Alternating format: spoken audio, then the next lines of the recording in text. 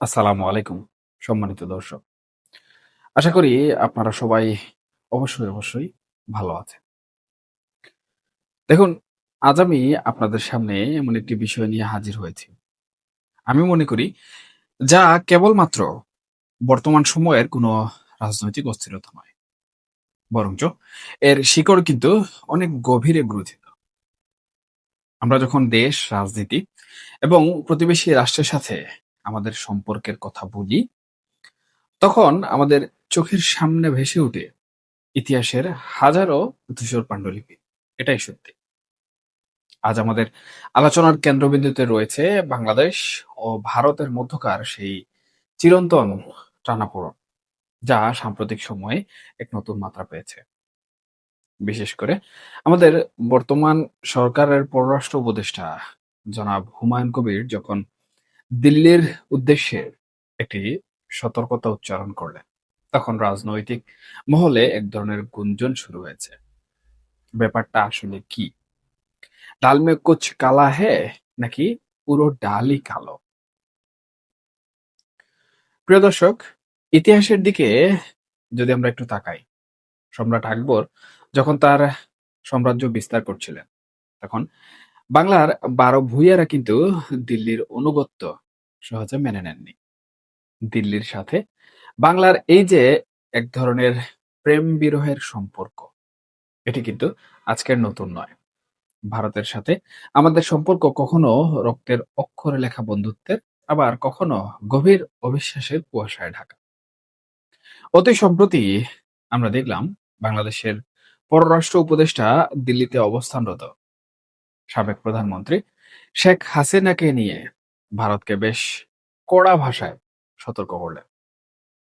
তিনি বললেন, ভারতে বসে শেখ হাসিনা যেন বাংলাদেশকে অস্থিতিশীল করার কোনো সুযোগ না পান। এই যে সতর্ক করার শব্দটা, এটি কিন্তু কূটনৈতিক ভাষায় বেশ অজনদার। সাধারণত আমরা প্রতিবেশীকে অনুরোধ করি, আমরা পরামর্শ দিই, কিন্তু যখন সতর্ক করার প্রশ্ন আসে, তখন বুঝতে হবে সম্পর্কের সুতোটি কোথাও না কোথাও বেশ ভালোই কিন্তু টানটান হয়ে আছে। কিন্তু এখানে একটি মৌলিক প্রশ্ন আমাদের সকলের মনে জাগতেই পারে। ভারত কি আসলেই শেখ হাসিনাকে ব্যবহার করে বাংলাদেশে কোনো অস্থিতিশীলতা তৈরি করতে চায়? নাকি এটি কেবলই আমাদের অভ্যন্তরীণ রাজনীতির এক ধরনের মনস্তাত্ত্বিক চাপ? দর্শক, আপনারা একটু ভালো করলে খেয়াল করে দেখবেন, শেখ হাসিনা কিন্তু সাধারণ কোনো রাজনৈতিক ব্যক্তিত্ব নন। তিনি টানা ১৫ বছর এই দেশটি শাসন করেছেন এবং ভারতের সাথে তার যে ব্যক্তিগত ও রাজনৈতিক সখ্যতা, তা কিন্তু ঐতিহাসিক। ১৯৭৫ সালের ১৫ই আগস্টের সেই ট্রাজেডির ঘটনার পর ভারত কিন্তু তাকে আশ্রয় দিয়েছিল। ঠিক যেমনটি দিয়েছে ২০২৪ সালের ৫ই আগস্টের পর। কিন্তু এবারের প্রেক্ষাপট সম্পূর্ণ ভিন্ন। তখন তিনি ছিলেন স্বজনহারা এক নারী। আর এখন তিনি এক গণঅভ্যুত্থানে ক্ষমতাচ্যুত প্রধানমন্ত্রী, যার বিরুদ্ধে দেশে অসংখ্য মামলা এবং যেগুলো বিচার প্রক্রিয়া চলমান। ভারতের বর্তমান অবস্থানটি যদি আমরা একটু নির্মোহভাবে বিশ্লেষণ করি, তবে কিন্তু দেখব দিল্লি এক বড় ধরনের উভয় সংকটে পড়েছে। একদিকে তাদের পুরনো ও বিশ্বস্ত বন্ধু, যাকে তারা কোনোভাবেই ফেলে দিতে পারছে না। অন্যদিকে বাংলাদেশের বর্তমান বাস্তবতা, যেখানে জনগণের ম্যান্ডেট নিয়ে একটি নতুন ধারা তৈরি হচ্ছে। ভারত কিন্তু বাংলাদেশের জন্য ভিসা কার্যক্রম আবার শুরু করার ঘোষণাও দিয়েছে। পররাষ্ট্রমন্ত্রী ডক্টর খলিলুর রহমানের দিল্লি সফরও হয়েছে। এমনকি আওয়ামী লীগ আমলের সাবেক স্পিকার শিরীন শারমিন চৌধুরীর জামিনের পর রাজনীতির মাঠে এক ধরনের নতুন হাওয়া বইতেও কিন্তু শুরু করেছে। অনেকে বলছেন, এটি কি তবে ভারতের দেয়া কোনো একটি শর্তের প্রতিফলন, নাকি অন্য কিছু? কিন্তু রাজনীতির ময়দান বড় বিচিত্র জায়গা। এখানে পর্দার আড়ালে যা ঘটে তা অনেক সময় মূল মঞ্চের অভিনয়ের চেয়েও নাটকীয় হয়। সম্প্রতি কিন্তু শোনা যাচ্ছে ভারত নাকি কিছু শর্তের কথা বলছে, যার মধ্যে অন্যতম হলো আওয়ামী লীগকে পুনরায় রাজনীতিতে ফেরার সুযোগ করে দেয়া। এখন প্রশ্ন হলো যে দলটির বিরুদ্ধে এত বড় একটি গণঅভ্যুত্থান হলো, সেই দলটি কি এত দ্রুত আসলে রাজনীতিতে ফিরতে পারবে? বিএনপি বা অন্যান্য রাজনৈতিক দলগুলো কি তা কোনোভাবে মেনে নেবে? আমাদের প্রধানমন্ত্রী পররাষ্ট্র উপদেষ্টা যখন ভারতকে সতর্ক করেন, তখন সম্ভবত তার মনের কোণে এই ভয়টি কাজ করছে যে দিল্লি হয়তোবা পর্দার আড়াল থেকে ভালোভাবে কোনো গুটি চালছে। তবে আমাদেরকে একটি বিষয় কিন্তু মনে রাখতে হবে, আবেগ দিয়ে আন্তর্জাতিক রাজনীতি কিন্তু কোনোভাবেই চলে না। চাণক্য তার অর্থশাস্ত্রে বলেছিলেন, প্রতিবেশী রাষ্ট্র কখনোই চিরস্থায়ী বন্ধু হয় না, আবার চিরস্থায়ী শত্রু হয় না। কেবল স্বার্থই হলো চিরস্থায়ী। ভারত আমাদের তিন দিক দিয়ে বেষ্টিত এক বিশাল প্রতিবেশী। তাদের সাথে যুদ্ধদেহী মনোভাব নিয়ে আমরা কতটা এগুতে পারবো সেটিও কিন্তু ভাববার বিষয়।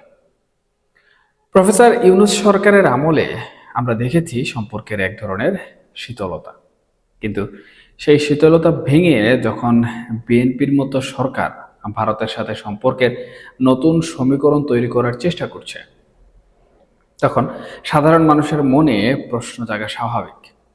তবে কি রাজনীতির নীতিগুলো সময়ের সাথে সাথে বদলে যায়?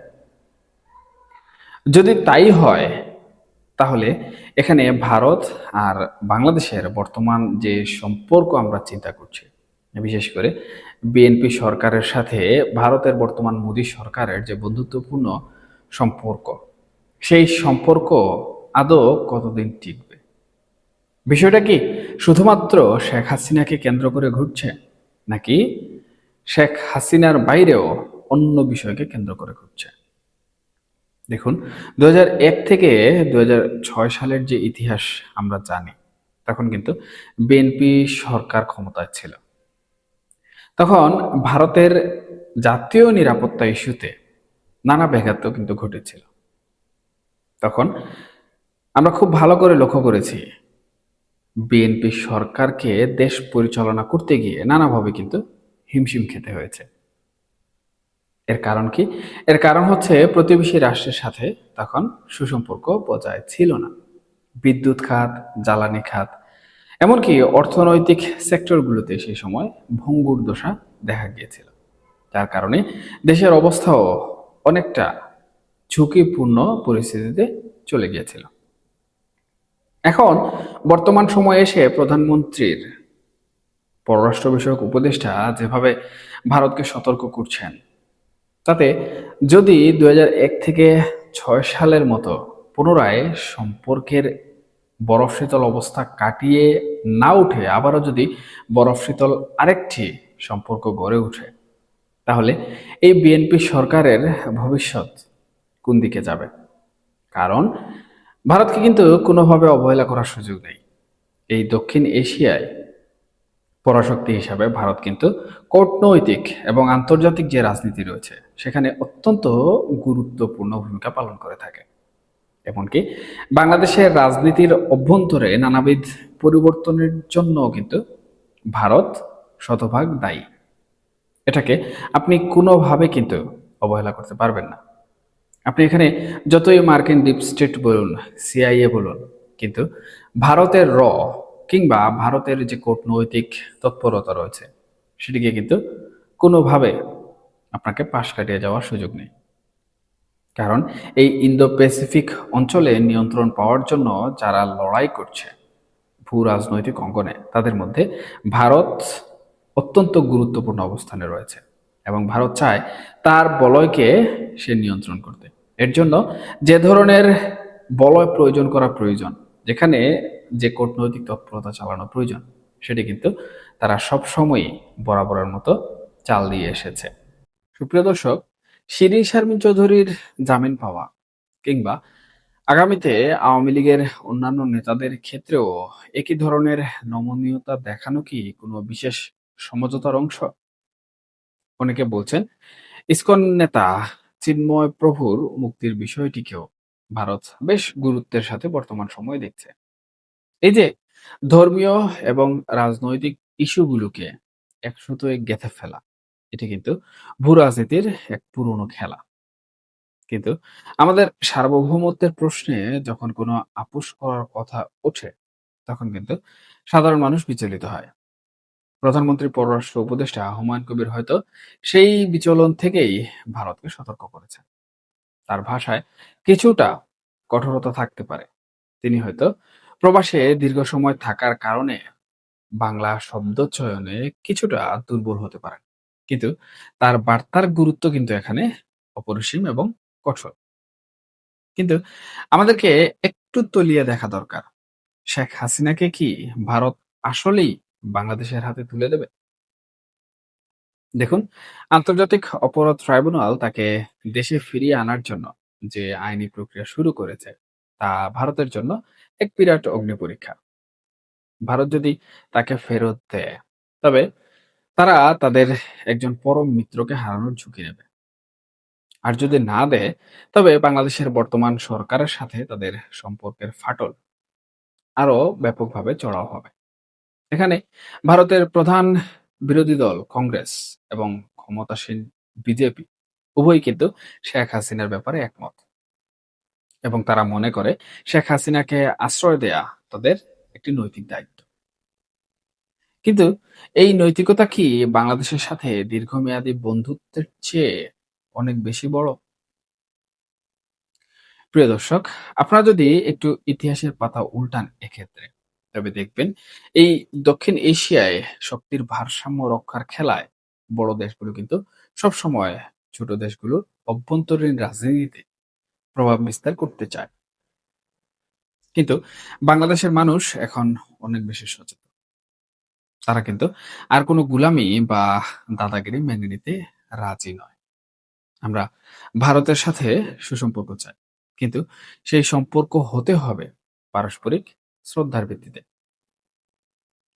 আমাদের উপদেষ্টা যখন বলেন যে শেখ হাসিনাকে ফিরিয়ে আনা হবে, তখন সেটি কেবল একটি রাজনৈতিক প্রতিশ্রুতি নয়, বরং এটি একটি জাতীয় আকাঙ্ক্ষা। কিন্তু এই আকাঙ্ক্ষা পূরণ করা কি বর্তমান বাস্তবতায় আদৌ সম্ভব? দেখুন সুপ্রিয় দর্শক, অনেকে বলছেন বিএনপি হয়তো এখন ভারতের সাথে একটি উইন উইন সিচুয়েশনে যেতে চায়। তারেক রহমানের নেতৃত্বাধীন বিএনপি হয়তো বুঝতে পারছে যে ক্ষমতায় যেতে হলে বা ক্ষমতা টিকিয়ে রাখতে হলে দিল্লির সাথে ন্যূনতম একটি সমঝোতা তাদের প্রয়োজন। কিন্তু এই সমঝোতা করতে গিয়ে যদি জনগণের সেন্টিমেন্টকে বিসর্জন দেওয়া হয়, তবে তার ফলাফল কি খুব একটা সুখকর হবে? ইতিহাস কিন্তু বলে, যারা জনগণের পালস বুঝতে ভুল করে তাদের পতন অনিবার্য। তবে বর্তমান প্রেক্ষাপটে ভারত হয়তো তার নীতিতে কিছুটা পরিবর্তন আনছে। তারা হয়তো বর্তমান সময়ে বুঝতে পারছে যে কেবল একটি দলের উপর বাজি ধরে তারা বাংলাদেশে তাদের দীর্ঘমেয়াদী স্বার্থ রক্ষা কোনোভাবেই করতে পারবে না।